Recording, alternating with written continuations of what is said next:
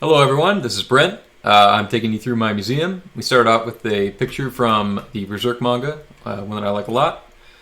I can't think of galleries in video games without thinking of Mario, so I threw in some Mario here, along with some statues and assets that I imported. That's the kind of the angel one in light. We got sort of the dark one over here. Here is a interpretive Bowser that I've done, and with some sort of dungeon Bowser themed lights. I added in a sprint so that we can move through the gallery faster. Over here I have some Homer art deco. Got a blue light up there, and then we end it with the dog gallery here. We have the director from Silent Hill 2, along with my dog Maggie, and then another dog Jolene from my friends.